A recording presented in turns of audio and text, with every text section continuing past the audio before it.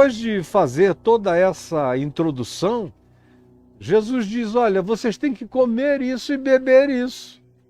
Isso é fonte da vida. E a minha carne e o meu sangue são equivalentes à minha palavra. É a minha palavra. É a minha palavra que é espírito e que é vida. É isso que vocês têm que comer. Não pode ser um cardápio doutrinário, um cardápio dogmático. Tem que ser a vida de vocês, a essência toda. Tem que virar carne, tem que virar sangue, tem que virar pulsão, tem que virar olhar, tem que virar interpretação, tem que se transformar em modo de ser, de viver, de existir, tem que se transformar em sentimento, em pensamento, em emoção, segundo Cristo. Tem que haver um alinhamento, mente, sentimento, emoção, que gera atitude, produz comportamento e vai gerando cada vez mais um caráter inabalável, não intimidável na vida da gente e uma atitude existencial de poder. Porque Deus não nos deu espírito de covardia, mas de poder, de amor e de autocontrole. E, dito isto, muita gente não aguenta, muita gente não suporta, muita gente mesmo, a maioria do mundo não aguenta essa palavra. Eu sei que eu prego e toda vez que eu prego eu diminuo o meu público. Tanto mais quanto se prega o evangelho mesmo. E os mercenários sabem disso, os falsos pastores, os lobos, os enganadores sabem disso. Por isso eles não ensinam Jesus, não ensinam o evangelho.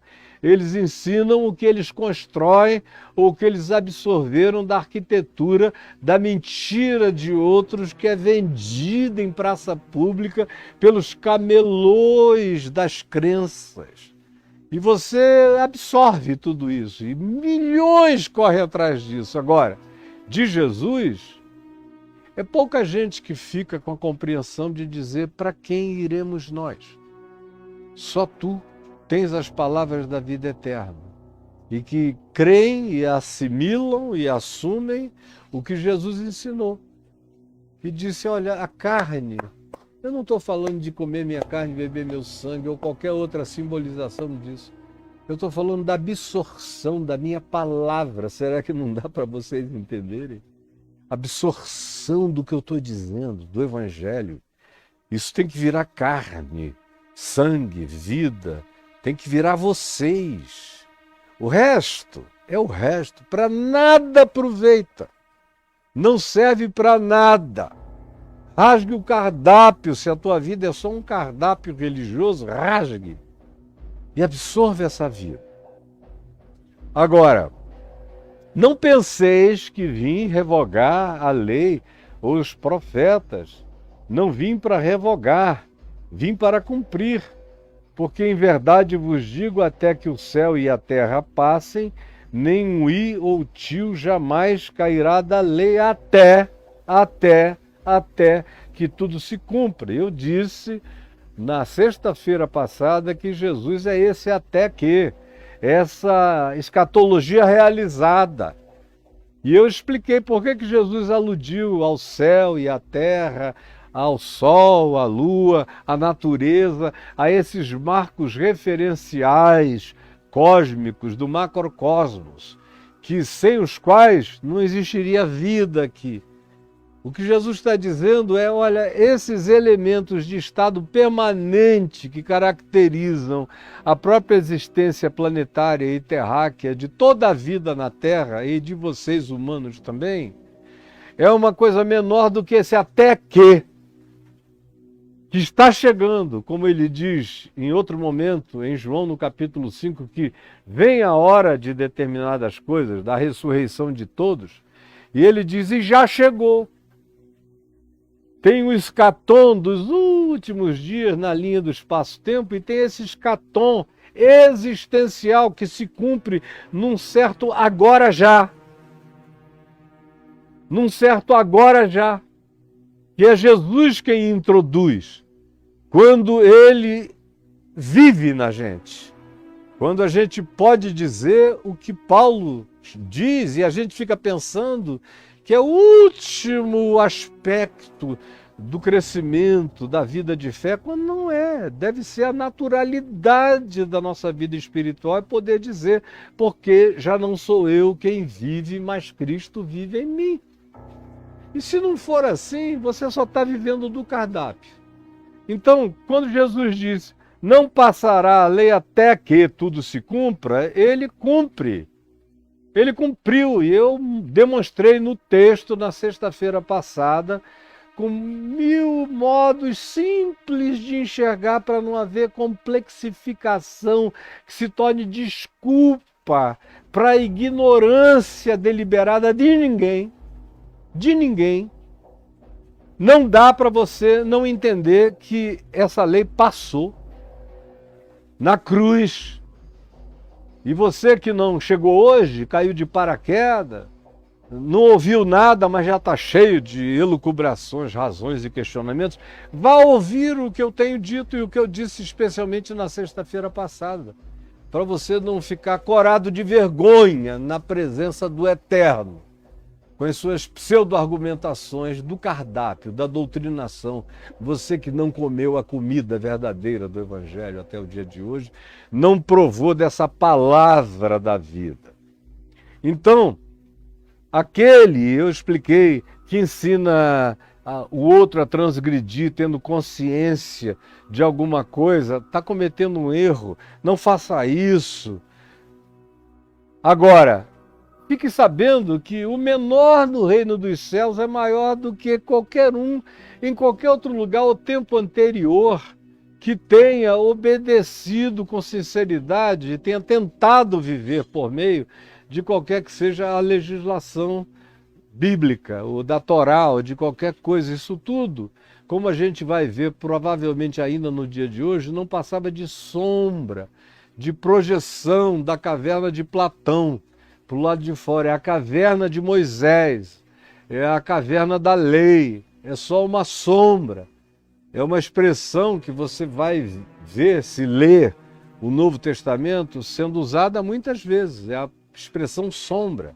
Essas coisas que nos foram ensinadas por Moisés, pela Torá, eram sombra para quem vivia na caverna. Você lembra do mito da caverna de Platão, eu aludi a ele na sexta-feira passada. A maioria de nós é cidadão da caverna de Platão. Enxerga só projeções. E Paulo diz que a lei não passava de projeção, de uma espécie de caverna de Moisés. Ela carregava o significado de que existia mais. Mas o que a gente enxerga aqui de dentro, e o mito da caverna de Platão fala de uma sociedade onde os humanos nasceram e cresceram e viveram e nunca saíram da caverna. Como é o caso da maioria de vocês, que vivem dentro da religião e nunca saíram da caverna da religião. Nunca. Podendo viver ao ar livre, vivem na caverna. Tem medo do ar livre. Tem medo do mundo, tem medo do universo, tem medo do pensamento, tem medo das interações, tem medo de tudo. Então só enxergam projeções, sombras e que desenham muito parcialmente aquilo que deveria vir, mas que em Cristo Jesus já veio. Em Cristo Jesus está aqui. E não há o que remendar, e qualquer tentativa de fazer acréscimo de acordo com Jesus ou de acordo com os apóstolos é loucura. Jesus mesmo, quando João Batista mandou os discípulos dele, João preso, mandou perguntar, escuta, tu és aquele que estávamos esperando que deveria vir ou devemos esperar outro? Jesus cumpriu profecias curando cegos, abrindo os olhos a surdos, botando gagos para falarem, mudos para falarem fluentemente, gagos escorreitamente, paralíticos para andarem, ressuscitou, curou, purificou leprosos e olhou para os discípulos de João e disse: Ide e dizei a João Batista o que vocês viram. E disse: os cegos veem, citou Isaías, a profecia de Isaías. Aí mandou um recado para João, e bem-aventurado João, olha, para João Batista, não foi para você, cara. Foi para João Batista que ele mandou esse recado. E bem-aventurado, Macário, feliz espiritualmente, é aquele que não encontrar em mim motivo de tropeço. Como Paulo diz, não tire nada do Evangelho, não acrescente nada, ele está completo. O resto é ainda vício das sombras. Vício das sombras de quem nasceu e foi criado na caverna de Platão, que no nosso caso é a caverna das poucas luzes da projeção de Moisés. Por isso eu chamei esse tópico de um nó górdio entre Jesus e a lei de Moisés. E é o que a gente vai ver, Jesus desatando esse nó que, de fato, semelhantemente a Alexandre o Grande, o mito lá da Galácia a respeito do nó górdio, Alexandre, depois de ver, de tentar achar uma solução lógica para desatar o nó, resolveu tirar da espada e cortar. É o que Jesus fez na cruz. Ele puxou da espada e cortou. Rasgou o véu do santuário de alto a baixo em duas partes. Abriu, acabou o mistério, desapocaliptizou a tragédia da nossa escuridão, fazendo o apocalipse da revelação, tirando o véu. Isso é o significado de Apocalipse, é trazer a luz, botar a gente com a cara para fora. Por isso o Evangelho é escatológico sempre, porque ele nos coloca para além do limite do espaço-tempo e da história, nos faz meter a cara e enxergar o mundo real do ponto de vista de Deus, a vida real e a vida eterna, que não é só uma esperança. Jesus disse que ela já habita em mim, porque eu vos digo que se a vossa justiça não excederem muito a dos escribas e fariseus, da religião, vocês não vão entrar no reino de Deus. O que eu estou ensinando a vocês não é legislação, nem é moral, nem é etiqueta comportamental, é a absorção da minha vida. Comer minha carne, beber o meu sangue, é absorver a minha palavra, é transformá-la em gente, em vocês. Comer a minha carne e beber o meu sangue é absorver a minha palavra, que é espírito e vida, que é realidade que se transporta, se existencializa, se fundamenta nessa realidade de que Deus está gerando Cristo em mim todo dia. Eu sou o útero de Deus no planeta Terra para que, como uma Maria, eu diga: eis-me aqui, Senhor, cumpra-se em mim segundo a tua vontade. Que a gestação de Deus aconteça em mim. Eu quero ser esse útero grávido pela tua palavra, pelo Evangelho, pela bem-aventurança dessa promessa que cresce todo dia, que saltita como vida em mim. É isso que tem que acontecer comigo e com você. Nós temos que nos tornar esses entes Marias, esses seres grávidos, onde Cristo vai sendo formado em nós. É isso que faz a nossa justiça ser natural, porque ela não é uma memória de o que eu estou devendo, que código é o que está faltando, meu Deus, e um repasse de legislações, não. Porque por legislação ninguém é salvo, ninguém transcende na direção da glória de Deus e da eternidade. Ninguém! A lei nos dá certeza apenas da nossa punibilidade, da nossa pecabilidade. Mesmo que você seja obediente a ela do lado de fora, ninguém escapa dela no coração. Somos todos transgressores dela. E se nós elegemos um aspecto, como eu disse sexta-feira passada, para ser aquilo do que a gente se jacta, olha, eu obedeço tudo, especialmente isso, ou a gente diz obedece tudo, mas eu só tenho um problema com esse aspectozinho aqui, onde eu tropeço. O que Paulo, por exemplo, diz é que se você se torna obediente de tudo, mas se conseguisse do lado de dentro ser obediente de quase tudo, mas não fosse de tudo, como jovem rico, você não entra no reino. Aquele jovem rico, do lado de fora, fazia tudo e se jactava disso. Está lá em Lucas 19, até que Jesus chega e manda ele olhar para dentro. Quando é que Jesus manda ele olhar para dentro? É quando Jesus disse, você do lado de fora já cumpre isso tudo? Os mandamentos, desde a sua moticidade? Então vamos fazer isso uma verdade interior, profunda e real. Vende tudo que tu tens, dá-o aos pobres. Dá-o aos pobres, e tu terás um tesouro nos céus. E o homem triste foi embora. Porque o cardápio, brincar de cardápio, todo mundo quer.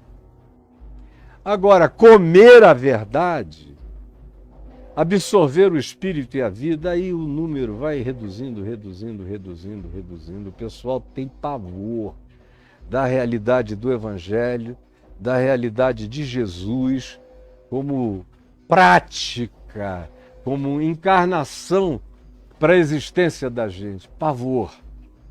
E aí eu disse na sexta-feira passada que nós não tínhamos terminado na sexta-feira o que eu estava dizendo aqui para vocês.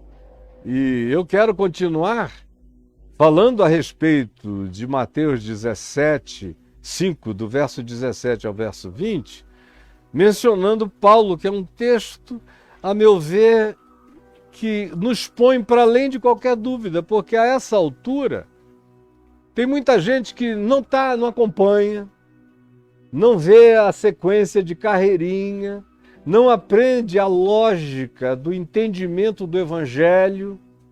Eles são viciados nas sombras da caverna, das doutrinas, da religião, aí caem de paraquedas sempre, cheio de especulações, quando na realidade não conferem, como faziam os bereanos lá de Atos, os apóstolos, não conferem coisa com coisa, como mandou Paulo aos Coríntios, coisas espirituais com coisas espirituais.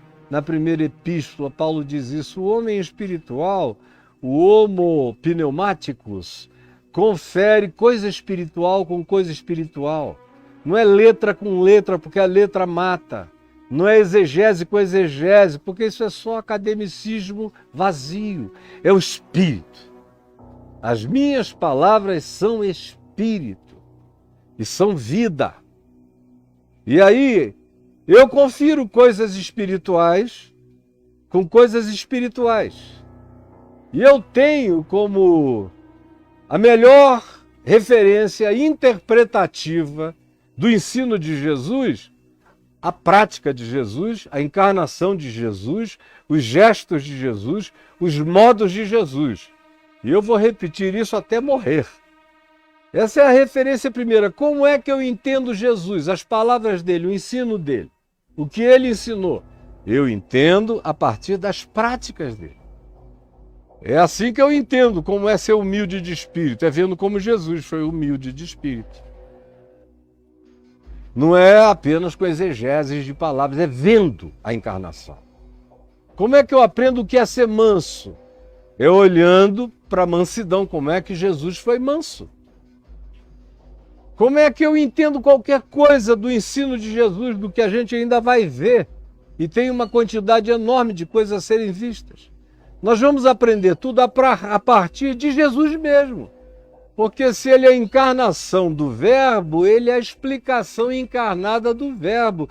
Ele é a explicação comportamental do Verbo. Ele é a explicação racional do Verbo. Eu aprendo a palavra eterna de Deus vendo a encarnação dessa palavra em Cristo. E é isso que Jesus pede.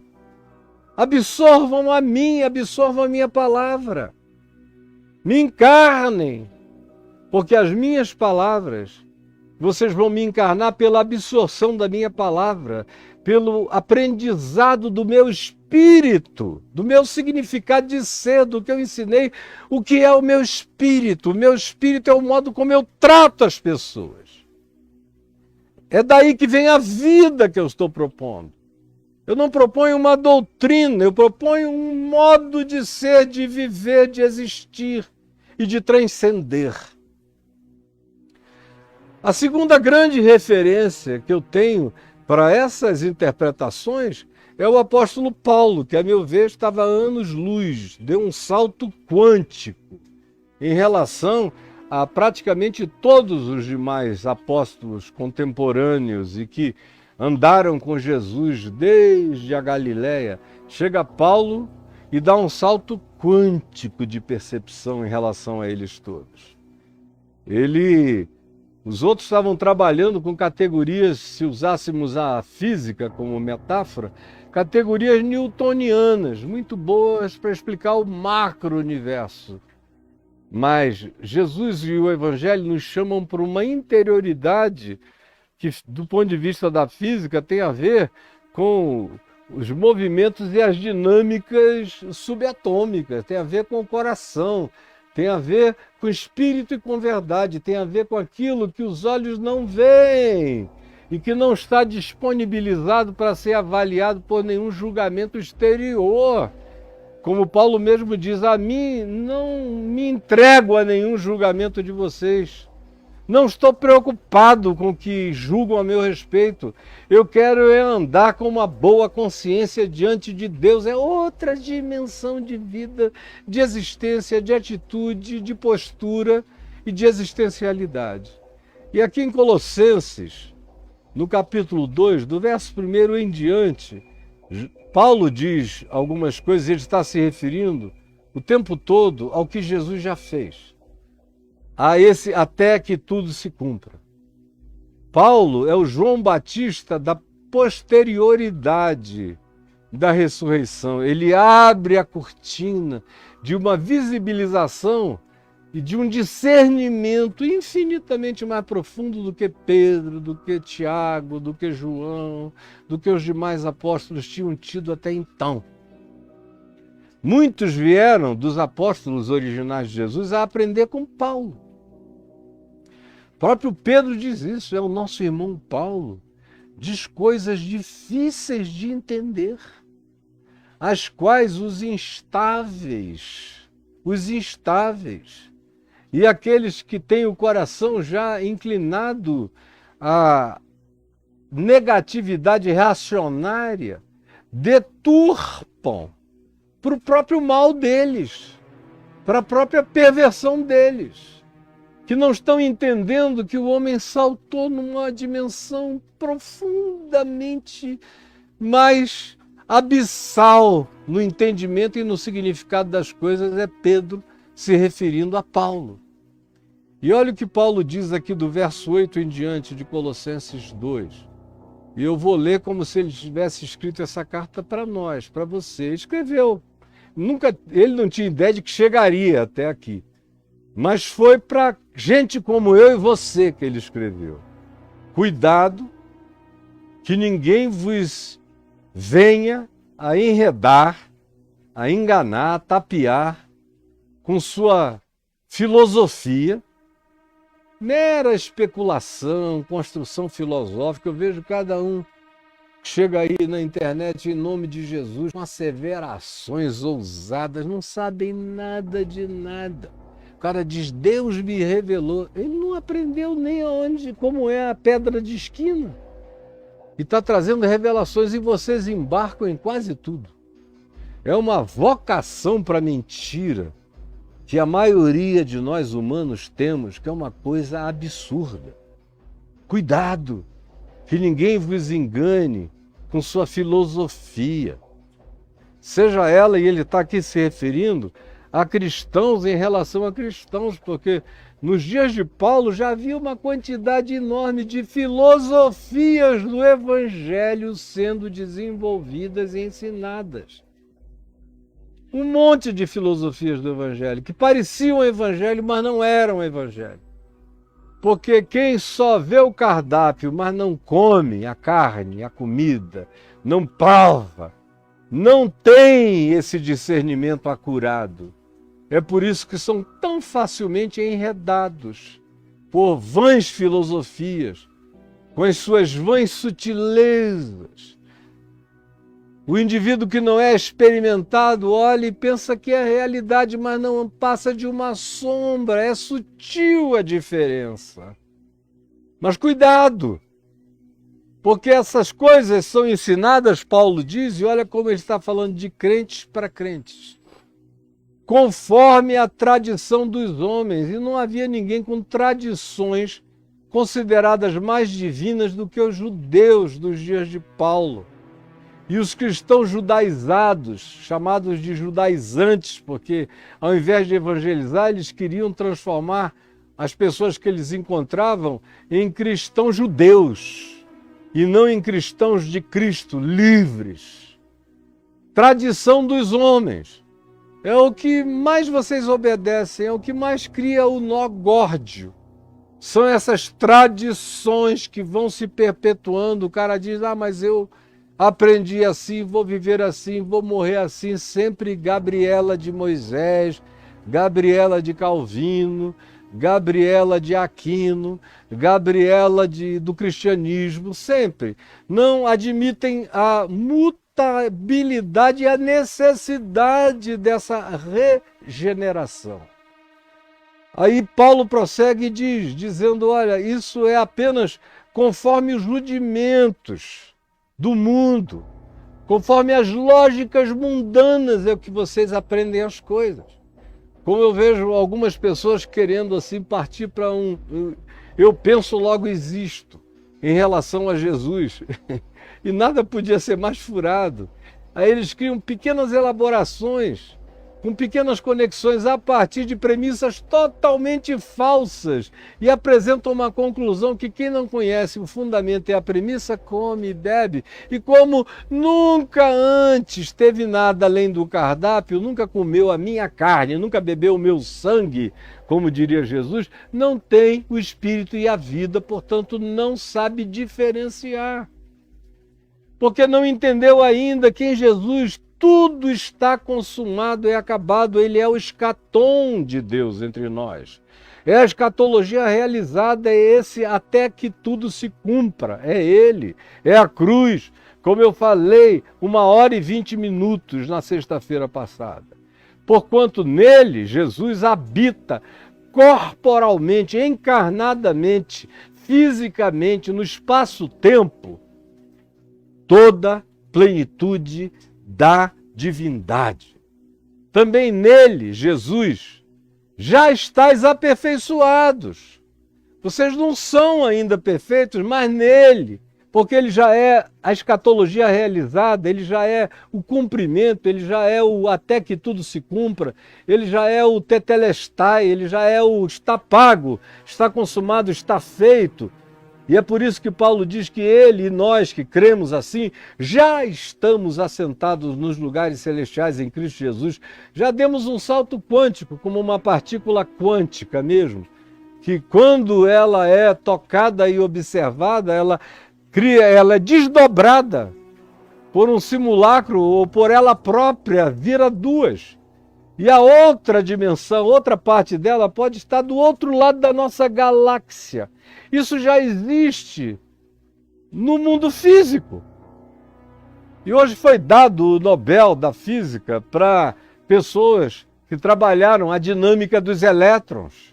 Quem me dera vocês entendessem um pouco melhor da grandeza desse mundo subatômico, porque a nossa capacidade de metaforização do Evangelho cresceria extremamente mais. Porque o Evangelho tem uma linguagem imensamente quântica. E quando Paulo diz que aquele que está em Cristo, nele já está aperfeiçoado, é como uma partícula dessa. Embora eu esteja ainda vivendo aqui na Terra com todas as condições do laboratório da existência, tem um desdobramento meu com um ilhame, um enlace, que é muito mais do que quântico, isso acontece no mundo quântico, que não me põe apenas em algum ponto da galáxia inalterável, mas me coloca assentado nos lugares celestiais em Cristo Jesus. Quem tiver entendimento para entender, entenda. Agora, a maioria de nós fica exposto o tempo todo aos rudimentos do mundo. Religião, como a gente vai ver abundantemente em Paulo, em qualquer ocasião, e quem me acompanha a vida inteira já não tem dúvida disso, que a religião é composição dos rudimentos do mundo. E ela existe na sua sistematização, na sua arquitetura, não segundo Cristo, porque ela tem a presunção de te ensinar que a pessoa é salva pela absorção da doutrina certa, por possuir na mão o cardápio legítimo. E para Jesus não é nada disso. Para Jesus eu tenho que engoli-lo, eu tenho que ficar grávido dele, ele tem que crescer em mim, no meu ser. Paulo diz, nele habita corporalmente toda a plenitude da divindade. E em mim, corporalmente, essa divindade está crescendo. Segundo Jesus, segundo Paulo, segundo disse o apóstolo Pedro na primeira epístola dele também. Nós fomos inseminados pelo sêmen eterno do Evangelho de Cristo, para que nos tornemos segundo Ele, porque nós fomos gerados segundo os bons comportamentos que os nossos pais nos legaram. Mas agora em Cristo nós estamos sendo gerados segundo a divindade, para nos tornarmos gente divina, crescendo em divindade, nesse processo de cristificação diária, como Paulo disse aos Filipenses.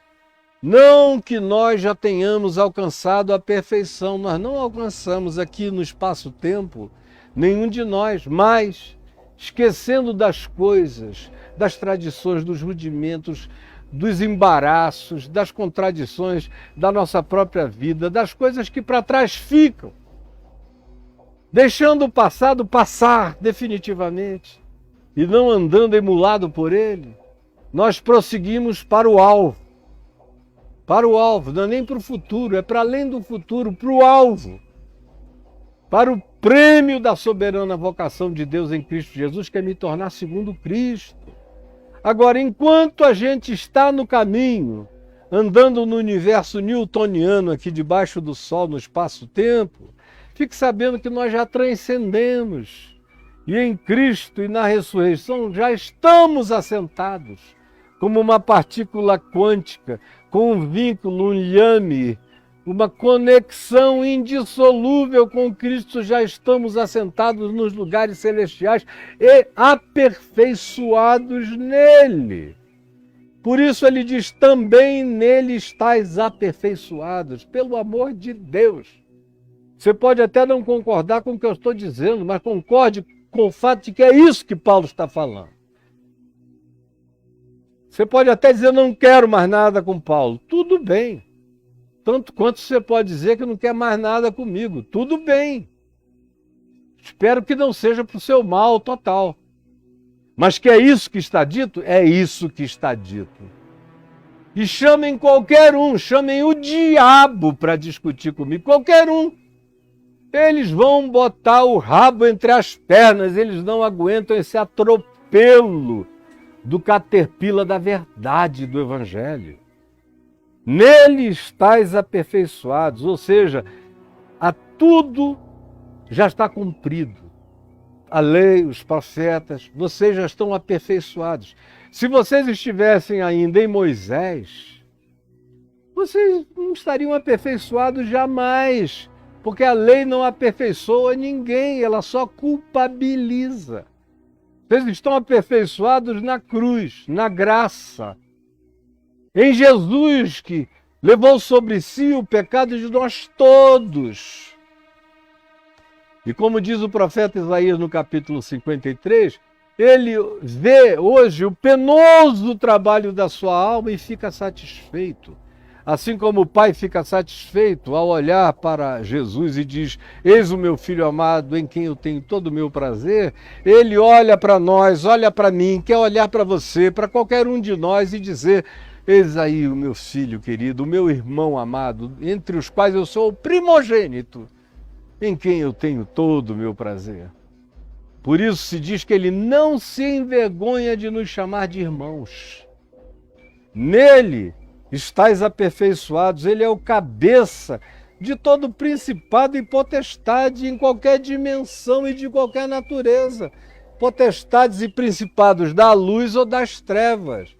Para ele as trevas e a luz são a mesma coisa, ele está acima de tudo e de todos. E eu, assentado nele, também nele, posto sobre todo principado, potestade e poder. Nele, Paulo diz, também fostes circuncidados. Nele. E Jesus não circuncidou ninguém e nem mandou que ninguém fosse circuncidado. Não ensinou isso como necessário a coisa alguma. Isso é só uma tradição dos homens, dos judeus, de Abraão, dos hebreus, dos israelitas, dos semitas. Mas em Cristo, que é universal, que não é semítico, ele é um judeu segundo a carne, mas ele é absolutamente universal, transversal, transdimensional, trans tudo, e inter todas as coisas, e sobre todas as coisas. Pelo amor de Deus, será que não dá para entender? Então nele também fostes circuncidados. Eu não tenho nenhuma dívida em relação a coisa alguma, a rudimento do mundo nenhum, a tradição humana nenhuma.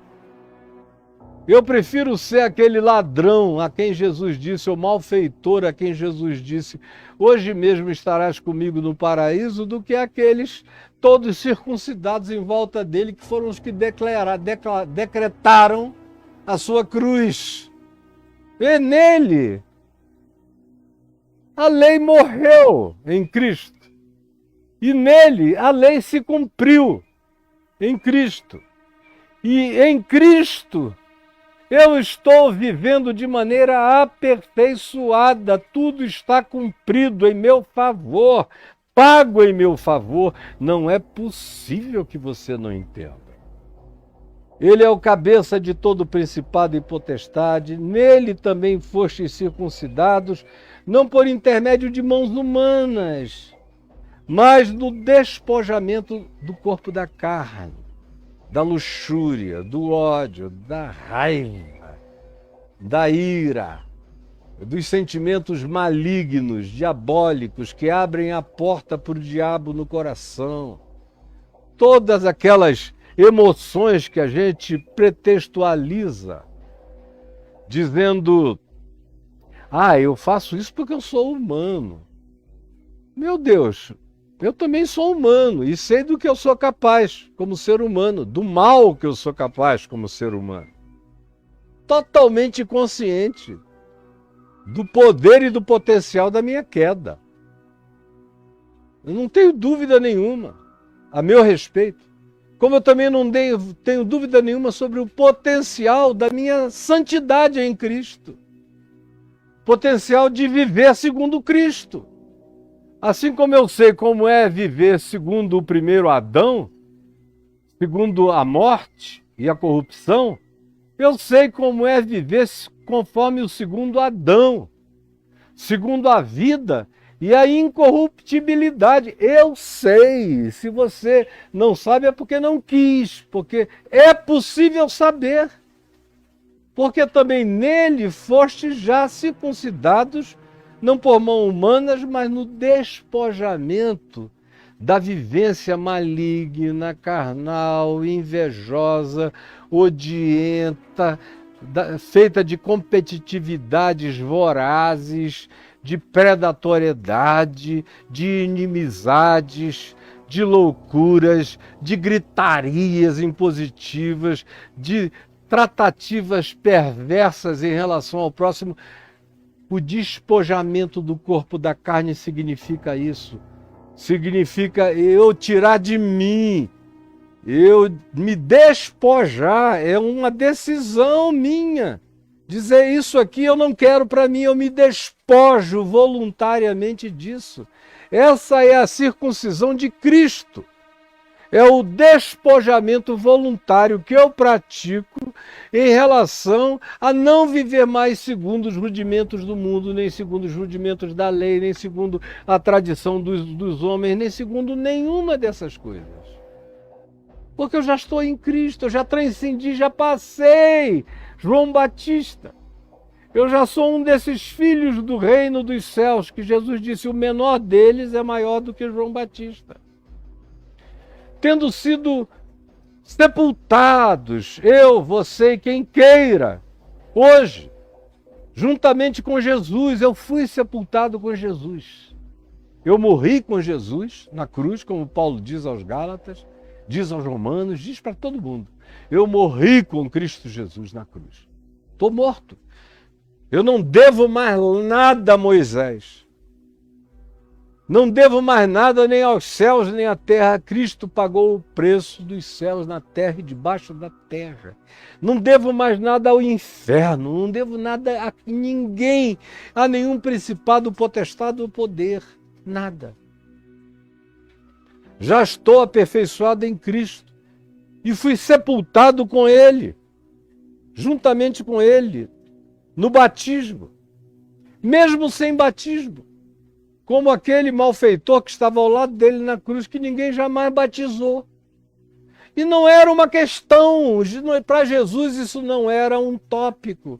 Não fazia parte nem do cardápio da graça de Deus, segundo a cruz de Jesus. Na cruz, Jesus só quer que você contemple e veja nele a face de Deus, levando sobre si o pecado de nós todos.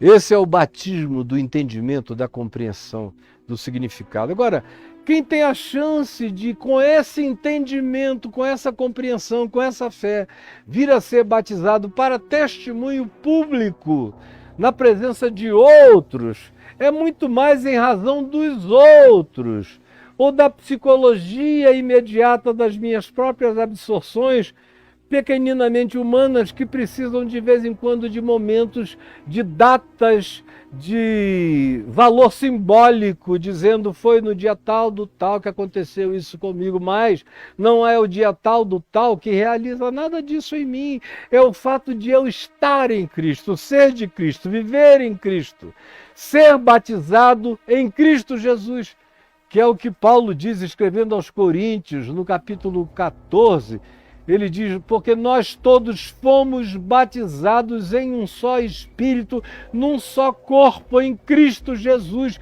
Todos nós estamos batizados nesse corpo, com água, sem água, com circuncisão, sem circuncisão, sem nada disso ou com isso tudo. Mas tem que estar em Cristo com essa consciência de fé. Aí ele prossegue dizendo, sepultados juntamente com ele, no batismo, no qual igualmente, olha, igualmente, essa é uma palavra que não pode ser desprezada, nesse contexto ela tem um poder extraordinário, no qual igualmente, semelhantemente a Jesus, esse igualmente significa conforme aconteceu com Cristo, é assim com vocês também, fomos sepultados com Ele.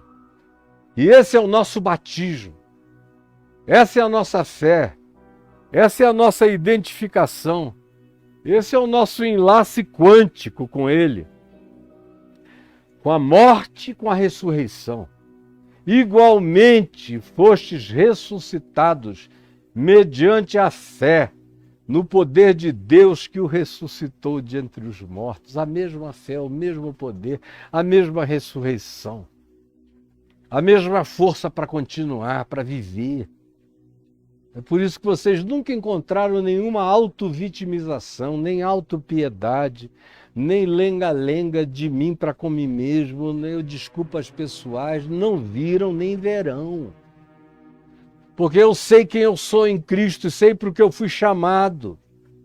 Aí ele abre esse leque, Paulo dizia a vós outros, que estáveis mortos pelas vossas transgressões e pela incircuncisão da vossa carne, pela vida que vocês viviam, dizendo, deixa a vida me levar, a vida leva eu, sem querer saber de nada, no fluxo do mundo, no curso deste mundo, como diz Paulo, no levar da existência irreflexiva, sem busca maior nem superior de consciência, nem de visibilização clara, sem jamais sequer discernir o que esteja vivendo dentro da caverna de Platão, que o melhor de nós ainda enxerga por meio de sombras, de analogias, de alegorias, tem ainda visões parciais, porque em parte conhecemos, em parte vemos, em parte fazemos tudo.